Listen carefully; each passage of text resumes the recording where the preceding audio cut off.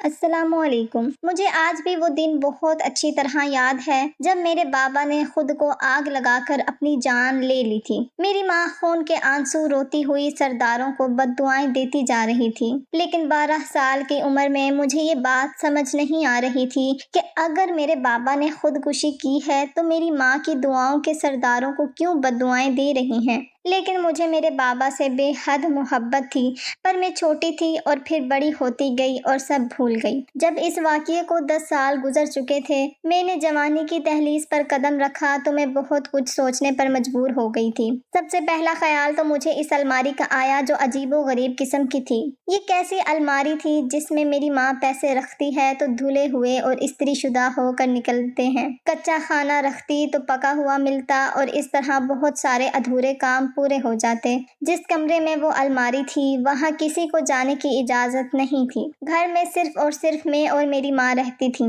میری ماں مغرب کے بعد تسبیح اور جائے نماز ہاتھ میں لے کر اس کمرے میں خود کو بند کر دیتی اور تمام رات عبادت کرتی تھی۔ مجھے تو یہی لگتا تھا کہ وہ عبادت کر رہی ہیں، لیکن جب اس کمرے کا راز مجھ پر آشکار ہوا تو میرے رونگٹے کھڑے ہو گئے۔ میرے گمان میں بھی نہیں تھا کہ اس الماری میں کچھ ایسا ہے۔ بچپن میں مجھے یہ سب ایک خوبصورت سا احساس لگتا تھا کہ الماری میں اس طرح کا کچھ ہوتا ہے۔ مجھے لگتا تھا کہ میری ماں تمام عبادت کرتی ہے اور عبادت کی برکت سے یہ سب ہوتا ہے۔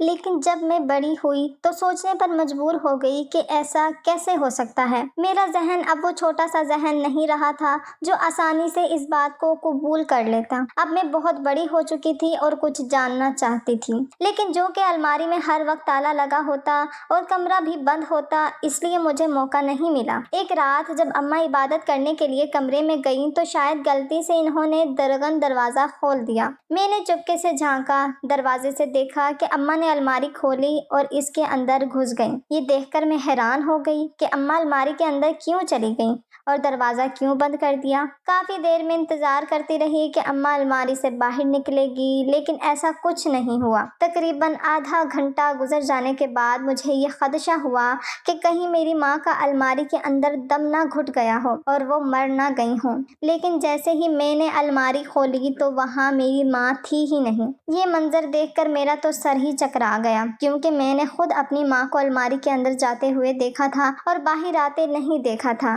عجیب بات تھی کہ اماں الماری کے اندر گئیں اور روح پوش ہو گئیں۔ رات کے دوسرے پہر میں پاگلوں کی طرح الماری کے سامنے کھڑی ہوئی تھی اور سوچ رہی تھی کہ اماں کہاں غائب ہو گئی ہیں۔ مجھے بے حد خوف آنے لگا اور محسوس ہوا کہ میں کہیں اپنی اماں کی طرح غائب نہ ہو جاؤں۔ میں وہیں پر بیٹھی رہی، تقریباً 3 گھنٹے میں وہیں بیٹھی رہی۔ خوف نے مجھے اس قدر گھیر لیا کہ میں وہاں سے چل کر اپنے کمرے میں آ گئی اور ڈر کے مارے کانپنے لگی۔ میں اتنی چھوٹی نہیں تھی، 22 سال کی لڑکی تھی، لیکن پھر بھی انسان تھی اور بے حد خوف زدہ ہو گئی تھی۔ تھوڑی دیر کے بعد مجھے آواز آئی تو میں خوف زدہ ہو گئی اور کمرے کی جانب بھاگی۔ میں نے کھڑکی سے دیکھا تو اماں الماری سے نکل رہی تھیں، ساتھ ہی فجر کی آوازیں بلند ہونے لگیں۔ اماں اپنے کمرے میں جا کر سو گئیں۔ میں نے ان سے کوئی سوال نہ کیا، کیونکہ ہم ماں بیٹی کے مابین اس طرح کا کوئی رشتہ نہیں تھا۔ ابا کے مرنے کے بعد اماں بالکل خاموش ہو کر رہ گئی تھیں، مجھ سے کوئی بات نہ کرتی تھی، ضرورت کے علاوہ ہمارے بیچ میں کوئی بات نہ تھی۔ میں سمجھتی کہ یہ ابا کی موت کا صدمہ ہے جو اماں کو لگا ہے اور وہ چپ ہو کر رہ گئی ہیں۔ میں نے فیصلہ کر لیا کہ میں الماری کا راز جان کر رہوں گی کہ اس میں آخر ایسا کیا ہے۔ اماں سے پوچھنے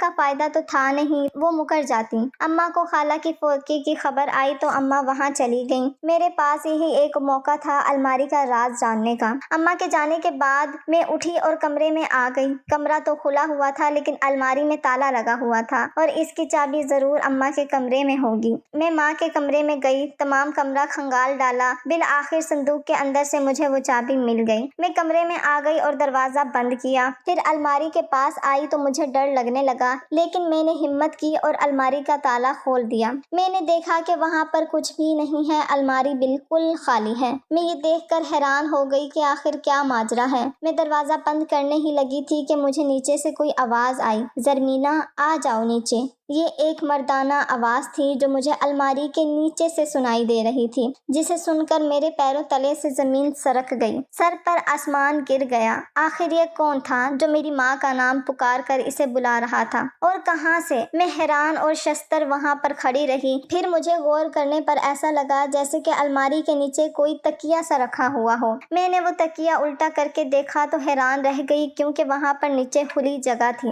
جہاں سے سیڑھیاں نیچے کی طرف جا رہی تھیں، یعنی کہ الماری کے اندر ایک تہہ خانہ تھا۔ وہ شخص جو میری ماں کا نام پکار کر بلا رہا تھا، وہ شاید اس کا جواب شاید مجھے نیچے جانے سے پتہ چل جائے گا۔ میں نے سیڑھیوں سے تھوڑا سا جھانک کر دیکھا تو ایک آدمی وہاں پر چارپائی ڈال کر سو رہا تھا۔ میں خوف زدہ ہو گئی اور الماری بند کر دی۔ میرا دل زور زور سے دھڑکنے لگا، میری آنکھوں کے سامنے اندھیرا چھانے لگا۔ میں یہ سوچ سوچ کر پریشان تھی کہ آخر یہ شخص کون ہے اور میری ماں روزانہ عبادت کے بہانے کمرے میں جا کر کیا کرتی ہیں۔ میرے ذہن میں غلط قسم کے خیالات آنے لگے تھے۔ اپنی ماں کے متعلق میرے والدین میں بے تحاشا محبت تھی، وہ دونوں ایک دوسرے کے بغیر زندہ رہ نہیں سکتے تھے، اور میں حیران تھی کہ بابا کے جانے کے بعد میری ماں زندہ تھی۔ وہ بیمار ہو گئی تھی تو مجھے لگا کہ وہ ابا کی جدائی میں بیمار ہو گئی ہیں، لیکن آج الماری کے تہہ خانے کے نیچے ایک شخص کو دیکھ کر میرا تو جیسے رہا سہا بھرم بھی ٹوٹ گیا تھا۔ میں ہمیشہ سوچتی تھی میری ماں نے جوان اور خوبصورت ہونے کے باوجود دوسری شادی نہیں کی۔ مجھے لگتا تھا کہ جیسے یہ سب انہوں نے بابا کی وجہ سے کیا ہے، یعنی ان کی محبت میں وہ با وفا ہو کر بیٹھ گئی ہیں اور دوسری شادی نہیں کی۔ لیکن آج میں نے جو کچھ دیکھا تھا، اس کے بعد سے جیسے ایک لمحے میں میری ماں میری نظروں سے گر گئی تھی۔ وہ شخص کون تھا جسے میری ماں نے تہہ خانے میں چھپا رکھا تھا، اور نہ جانے کتنے سالوں سے میں اس آدمی سے خوف زدہ تھی، اسی لیے تہہ خانے میں نہیں گئی، لیکن اپنی ماں کا انتظار کرنے لگی کہ وہ آئے تو میں ان سے سوال کروں کہ اس نے میرے باپ کو دھوکہ کیوں دیا، اتنے سال مجھے دھوکے میں کیوں رکھا۔ میری ماں سارا دن فوتکی والے گھر میں رہیں اور پھر رات کو واپس گھر آئیں۔ انہوں نے آتے ہی کھانے کا پوچھا، لیکن میں نے کوئی جواب نہیں دیا۔ عجیب نظروں سے انہیں دیکھنے لگی۔ کیا بات ہے نفیسہ، تم مجھے ایسے کیوں دیکھ رہی ہو؟ ماں نے میرا چہرہ دیکھ کر محسوس کر لیا تھا کہ میرے اندر غصہ بھرا ہوا ہے اور دکھ بھی۔ میں آج تک آپ کو پارسا سمجھتی تھی، لیکن آج میرا یہ بھرم ٹوٹ گیا۔ میں جیسے پھٹ پڑی تھی اپنی ماں کے سامنے۔ کیا ہو گیا ہے نفیسہ، ایسی باتیں کیوں کر رہی ہو؟ میں نے ایسا کیا کر دیا ہے؟ ماں نے پریشان ہو کر پوچھا۔ یہ تو آپ مجھ سے بہتر جانتی ہیں کہ آپ کیا کر رہی ہیں۔ اتنے سالوں سے مجھے تو شرم آ رہی ہے کہ میں آپ کی بیٹی ہوں۔ میں آج تک سمجھتی تھی کہ آپ کو میرے باپ سے بے پناہ محبت ہے، اسی لیے آپ شادی نہیں کر رہی، لیکن آج میری نظروں میں آپ گر گئی ہیں۔ میں نے چیختے ہوئے کہا، میں آج بھی تمہارے باپ سے بے پناہ محبت کرتی ہوں اور اسی کے نام پر زندہ ہوں۔ کیا تمہیں نظر نہیں آ رہا؟ میری ماں نے جواب دیا۔ نظر آ گیا ہے مجھے، سب کچھ بہت واضح نظر آ گیا ہے ماں، میں نے غصے سے کہا تھا۔ کیا نظر آ گیا ہے تمہیں؟ مجھے بھی بتاؤ، ماں نے پریشانی سے پوچھا۔ کافی حد تک مجھے لگ رہا تھا کہ وہ سمجھ گئی ہیں کہ میں کیا بول رہی ہوں۔ مجھے وہ شخص نظر آ گیا ہے جس کو آپ نے الماری کے نیچے تہہ خانوں میں انسانوں سے چھپا رکھا ہے، اور مجھے آپ بیوقوف بنا رہی ہیں کہ آپ روزانہ رات کو تسبیح لے کر کمرے میں عبادت کرنے کے لیے جاتی ہیں، حتیٰ کہ آپ اس شخص کے پاس جاتی ہیں۔ اب آپ مجھے بتا دیں کہ وہ شخص کون ہے؟ میں نے کہا تو میری ماں مجھے پھٹی پھٹی نظروں سے دیکھنے لگی۔ تمہیں کیسے پتا چلا الماری کے نیچے والے تہہ خانے کا؟ تم نے کہاں سے دیکھ لیا اس شخص کو؟ میں بچی تھی اماں، لیکن اب نہیں رہی۔ اب آپ مجھے کوئی بھی کہانی گڑھ کر سنا دیں گی اور میں یقین کر لوں گی۔ بچپن میں تو الماری کو دیکھ کر خوش ہوتی تھی کہ یہ شاید جادوئی الماری ہے، یا پھر اس میں جو کچھ بھی ہو رہا ہے وہ آپ کی عبادتوں کی وجہ سے ہو رہا ہے۔ کپڑے ڈالو تو دھو کر استری ہو کر نکلتے ہیں، سبزیاں رکھ دو تو پکی ہوئی نکلتی ہیں۔ مجھے ایسا لگتا تھا کہ یہ سب کوئی فرشتہ کر رہا ہے آپ کی عبادتوں کی وجہ سے، لیکن مجھے کیا معلوم تھا کہ میری ماں وہاں پر کسی اجنبی کو رکھے ہوئے ہے۔ بتا دے مجھے کہ وہ کون ہے، میں نے غصے سے کہا تھا۔ میری ماں سر پکڑ کر بیٹھ گئی۔ تم نے الماری کیوں کھولی اور تمہیں چابیاں کہاں سے ملی؟ ماں نے سوال کیا۔ میں نے کہا، نہیں ماں، میں کوئی بچی نہیں ہوں کہ ان کہانیوں پر یقین کروں جو آپ مجھے بچپن میں سناتی تھی الماری کے متعلق، کہ یہ جادوئی الماری ہے۔ میری عقل اس بات کو تسلیم نہیں کر رہی، اس لیے میں اس کی کھوج میں لگ گئی، لیکن جو راز مجھ پر آشکار ہوا اس کے بعد تو میں خود سے نظریں نہیں ملا پا رہی ہوں۔ میں نے غصے سے کہا تھا تم غصہ مت کرو، آرام سے بیٹھ جاؤ، تمہیں میں ساری کہانی سناتی ہوں۔ اماں نے مجھے شانوں سے پکڑ کر چارپائی پر بٹھایا۔ میں ہمہ تن گوش ہو گئی۔ تہ خانے میں موجود شخص کوئی اور نہیں، تمہارا باپ ہے بیٹی۔ میری ماں نے کہا تو میں نے اس بات کا یقین نہیں کیا۔ جھوٹ بول رہی ہیں آپ، میرے باپ نے آج سے 10 سال پہلے خود کو آگ لگا کر اپنی جان دے دی تھی۔ اب آپ اپنا گناہ چھپانے کے لیے ایسا کہہ رہی ہیں۔ میں نے خود اپنے باپ کی لاش دیکھی تھی، جس کا جنازہ پڑھا گیا اور جسے دفنایا گیا۔ آج بھی میرے باپ کی قبر موجود ہے۔ آپ کیسے کہہ سکتی ہیں کہ وہ شخص میرا باپ ہے؟ مجھے نہیں یقین آ رہا آپ کی بات پر، اس لیے میں نے ایسا بولا۔ تمہارے باپ نے خودکشی نہیں کی تھی، وہ سب ایک ڈرامہ تھا۔ میں نے یہ ڈرامہ تمہارے باپ کی جان بچانے کے لیے رچایا تھا، پر میں حیران ہو کر رہ گئی۔ مجھے آپ کی بات پر یقین نہیں آ رہا۔ میں نے خود لاش دیکھی تھی اپنے باپ کی۔ میں نے کہا تم نے جلی ہوئی لاش دیکھی تھی، جو اصل میں لاش نہیں ایک پتلا تھا جسے ہم نے جلایا تھا۔ اب دنیا کو یہ دکھانا چاہتے تھے کہ تمہارا باپ مر چکا ہے تاکہ کوئی ہمیں پریشان نہ کرے۔ اماں نے کہا تو میں حیرت سے ان کا چہرہ دیکھنے لگی۔ یہ کیسا انکشاف تھا؟ کیسے یقین کر لوں آپ کی اس من گھڑت کہانی کا؟ اور کیوں کیا ہوگا ابا نے اپنے خودکشی کا ڈرامہ؟ میں نے پوچھا۔ تمہیں میری بات کا یقین نہیں تو چلو میں تمہیں تمہارے باپ کے پاس اس تہ خانے میں لے جاتی ہوں، تم اسے خود دیکھ لو، وہ تمہیں خود تمہاری کہانی سنائے گا۔ اماں اٹھی اور میرا ہاتھ پکڑ کر مجھے تہ خانے کی جانب لے جانے لگی۔ وہ شخص میرا باپ نہیں ہے، مجھے اپنے باپ کی شکل یاد ہے، میں نے ماں کے ساتھ چلتے ہوئے کہا۔ تمہیں اپنے باپ کی جوانی کی شکل یاد ہے؟ وہ بوڑھا ہو گیا ہے، 10 سال کے اندر اتنی تبدیلی تو آ گئی ہے اس طرح کہتے ہوئے الماری کھولی اور مجھے تہ خانے میں لے جانے لگی۔ ہم سیڑھیاں اتر کر نیچے آ گئے۔ ہماری بات سن کر وہ شخص بیٹھ گئے اور حیرت سے میری ماں کو دیکھنے لگے۔ دلاور تمہاری بیٹی کو سب پتہ چل گیا ہے، اب خود ہی اسے ساری حقیقت بتاؤ، کیونکہ یہ میرا یقین نہیں کر رہی۔ میری ماں نے میرے باپ کا نام پکارتے ہوئے اس شخص سے کہا تو میں نے غور سے اس کا چہرہ دیکھا۔ وہ واقعی کوئی اور نہیں میرا باپ ہی تھا، جس کے چہرے پر تھوڑی سی جھریاں تھیں اور دھاڑی کے ساتھ میں اسے پہلی نظر میں پہچان نہیں پائی، لیکن غور کرنے پر میں پہچان گئی۔ میں پھٹی پھٹی آنکھوں سے اپنے باپ کو دیکھنے لگی۔ مجھے اس منظر پر یقین نہیں آ رہا تھا کہ 10 سال پہلے جسے میں مرا ہوا سمجھ رہی تھی آج میرے سامنے کھڑا تھا۔ نفیسہ میری جان، میرے باپ نے کہتے ہوئے شدت جذبات سے مجھے اپنی باہوں میں بھر لیا اور پھوٹ پھوٹ کر رونے لگا۔ نہیں ہوں میں آپ کی بیٹی،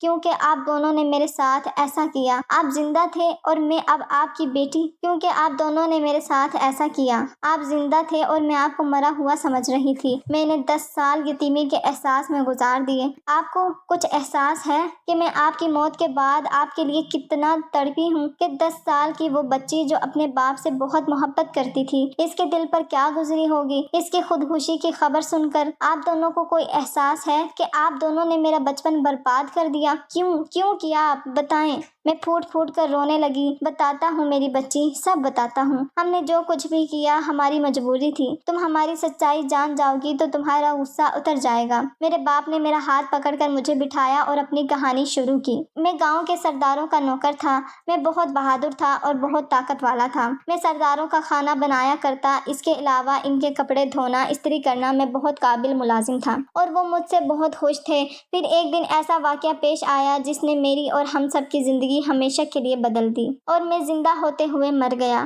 سردار شاہ نواز کی بیٹی، جسے حویلی کی شہزادی کہا جاتا تھا، وہ رات میرے پاس آئیں۔ وہ بہت خوفزدہ تھی، اس کا نام زینب تھا۔ میں اچانک زینب کو اپنے پاس دیکھ کر حیران ہو گیا، کیونکہ وہ بہت لاڈلی تھی اور اس کی شادی ہونے والی تھی۔ لیکن اچانک وہ آدھی رات کو میرے کمرے میں آ گئی تو میں ڈر گیا، کیونکہ اگر گھر کے سرداروں نے اسے آدھی رات کو میرے کمرے میں دیکھ لیا تو میری شامت ہی آ جاتی۔ چھوٹی بی بی، آپ اس وقت میرے کمرے میں کیوں آئی ہیں؟ اگر آپ کے بھائیوں یا والد کو پتہ چل گیا تو غلط سوچیں گے۔ میں نے پریشانی سے کہا، دلاور مجھے تمہاری مدد کی سخت ضرورت ہے۔ اگر آج تم نے میری مدد نہیں کی تو میں اپنی جان دے دوں گی۔ زینب کی باتیں سن کر میں حیران ہو گیا۔ اس کے ہاتھ میں چھوٹا سا بیگ تھا، اس نے سیاہ چادر میں اپنا وجود چھپا رکھا تھا۔ مرنے کی باتیں کیوں کرتی ہو زینب بی بی؟ آپ کی تو شادی ہونے والی ہے، اللہ آپ کی عمر لمبی کرے، اور میں ناچیز بھلا آپ کی کیا مدد کر سکتا ہوں؟ میں نے زینب کو کہا تو وہ پھوٹ پھوٹ کر رونے لگی۔ دلاور میں یہ شادی نہیں کرنا چاہتی، میں یہ حویلی چھوڑ کر ہمیشہ کے لیے اپنے محبوب کے ساتھ جانا چاہتی ہوں۔ تم مجھے ریلوے اسٹیشن تک چھوڑ دو،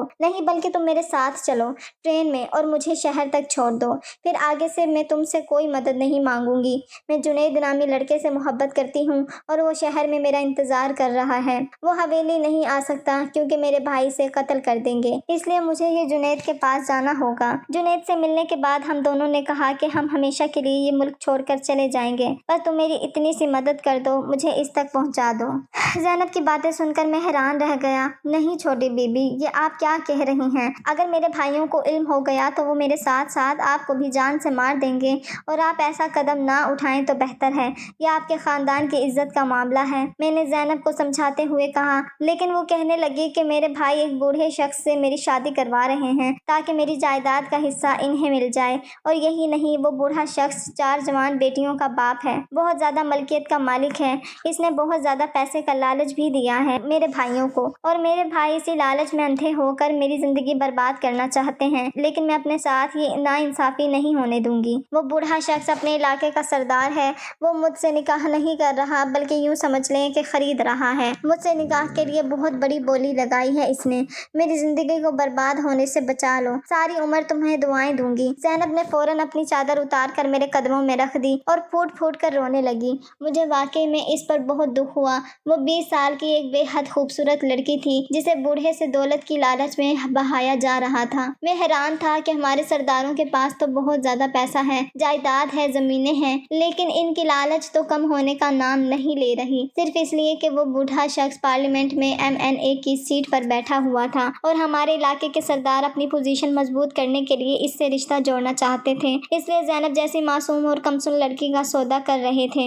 زینب جو کہہ رہی تھی وہ کام میرے لیے بہت مشکل تھا، لیکن میرا دل پگھل گیا تھا اس معصوم کو روتے ہوئے دیکھ کر، واقعی اس کے ساتھ ناانصافی ہو رہی تھی، اس لیے میں نے ہمت کی اور اسے حوصلہ دیا اور اسے ریلوے اسٹیشن تک لے آیا۔ رات کا پہر تھا، کسی کو کانوں کان خبر نہ ہوئی، دونوں ٹرین میں بیٹھ گئے، میں نے زینب کو اس کے منزل تک پہنچایا اور واپس آ گیا، لیکن واپس آتے ہوئے ایک ملازم نے مجھے بتایا کہ سرداروں نے مجھے زینب کے ساتھ دیکھ لیا ہے اور وہ میری جان لینے کے در پہ ہیں۔ میں اپنی جان بچانے کے لیے فوراً اپنے گھر آ گیا، تمہاری ماں کو کہا کہ سامان باندھو، ہم یہاں سے نکلتے ہیں۔ تمہاری ماں نے کہا کہ ہم دنیا کے کسی بھی کونے میں چلے جائیں لیکن سردار ہمیں ڈھونڈ لیں گے۔ میرے ذہن میں فوراً خودکشی کا آئیڈیا آ گیا، ہم نے فوراً پتلا سا بنایا اور اسے آگ لگا دی، سارے کمرے میں بھی آگ لگا دی، الماری کے نیچے تہہ خانے میں تو بہت پہلے سے میں نے، اور الماری کے نیچے تہہ خانہ تو ہم نے بہت پہلے سے بنا رکھا تھا کسی اور مقصد کے لیے، لیکن یہ میرے کام آ گیا۔ تمہاری ماں نے رونا دھونا شروع کیا، پڑوسی اکٹھے ہوئے تو انہوں نے بتایا کہ سردار کے خوف سے انہوں نے خودکشی کر لی ہے، اس طرح ہم سرداروں سے بچ گئے۔ میں اور تمہاری ماں ایک دوسرے سے بہت محبت کرتے تھے، ایک دوسرے کے بغیر نہیں رہ سکتے تھے،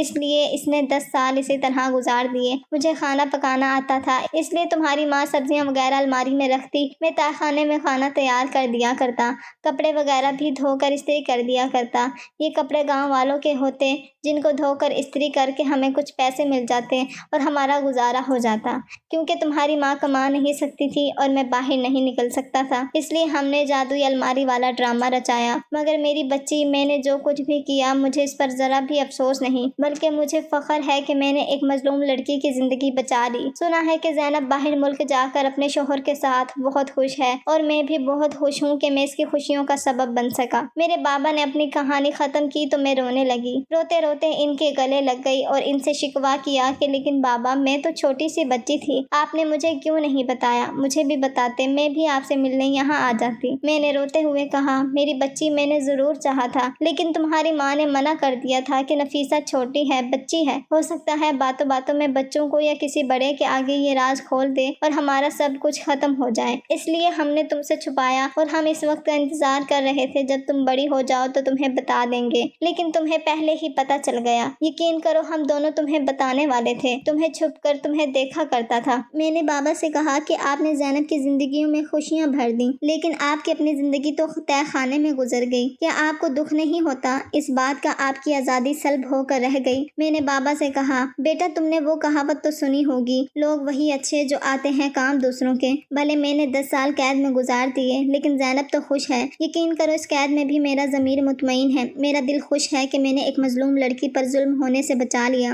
بھلا زندگی میں مجھے آزادی نہ ملی کہ حضور ایک دن ضرور سرخرو ہوں گا جو میں نے کیا۔ اگر زینب کی شادی کسی اچھے انسان سے ہو رہی ہوتی تو میں ہرگز ایسا نہ کرتا، لیکن میں جانتا تھا کہ اس کی شادی نہیں ہو رہی بلکہ اس کا سودا ہو رہا ہے۔ اب میں آزاد ہوں۔ سردار اس بات کو بھول چکے ہیں۔ 10 سال گزر چکے ہیں اور ہم تینوں یہ گاؤں چھوڑ کر ہمیشہ کے لیے چلے جائیں گے، میرے بابا نے کہا، اور ہم تینوں آرام سے راتوں رات ہی گاؤں چھوڑ کر چلے گئے۔ آج ہم شہر میں گوار زندگی گزار رہے ہیں اور